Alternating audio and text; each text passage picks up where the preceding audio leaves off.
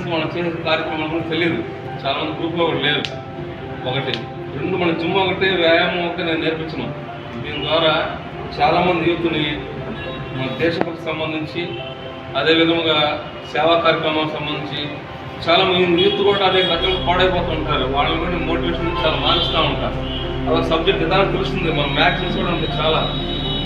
చూడటానికి మనం సింపుల్గా ఉండొచ్చు, కానీ స్టేట్లో మనం చాలా ఫేమస్. డైలీ న్యూస్ పేపర్స్ ఒకటి కానీ సోషల్ మీడియాలో మన గురించి తెలుస్తుంది, మన జిమ్ గురించి. అదొక భాగం అయితే, రెండోది అనేక రకాలుగా మన జిమ్కి వచ్చే వాళ్ళే మనకు సంబంధించిన వ్యక్తులు ఎంతోమంది అనేక రకాల సేవా కార్యక్రమాలు పాల్గొంటారు. రాలేకపోయినా కూడా వెనకుండి నడిపిస్తుంటారు. వాళ్ళల్లో ఈ సాయి అన్న ఇలా ఫ్యామిలీ నాకు కావాల్సిన, ఓకేనా? ఎందుకంటే ఈ మధ్యకాలంలో అంటే మనం జిమ్లో మనం డెవలప్ చేసుకోవచ్చు, కేసు పెట్టుకోవచ్చు, లేదంటే రకరకాలు చేసుకోవచ్చు.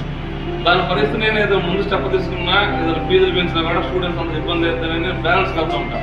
2-3 నెలల్లో ఎందుకు మనం అడ్జస్ట్మెంట్ అవుతాము అనేది కూడా చేస్తూ ఉంటాం. కాకపోతే ఇప్పుడున్న పరిస్థితులను అన్న తెలుసుకొని అన్న మనకి జిమ్కి గోల్డ్ పండించాడు, ఓకేనా? అందరూ మనందరం తరఫున ఫ్యామిలీ కాదు. మేము గతంలో పార్కింగ్లో ఉన్నప్పుడు అనేక కార్యక్రమాలు, స్పోర్ట్స్ మీట్లు పెట్టినప్పుడు కానీ, కరోనా టైంలో చాలా విధాలుగా అన్ని విధాల కార్యక్రమాలు చేయడం, థింగ్స్ అనమాట. పేదలకు అనేక రకాలుగా కాంపిటీషన్ జరపడం కూడా మేము జరిపినప్పుడు అన్న హ్యాండ్ ఖచ్చితంగా ఉంటుంది విజయ కార్యక్రమాలు.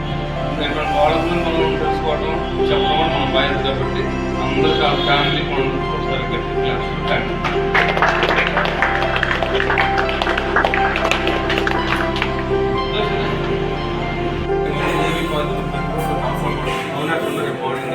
ఇస్తారు, ఓకేనా?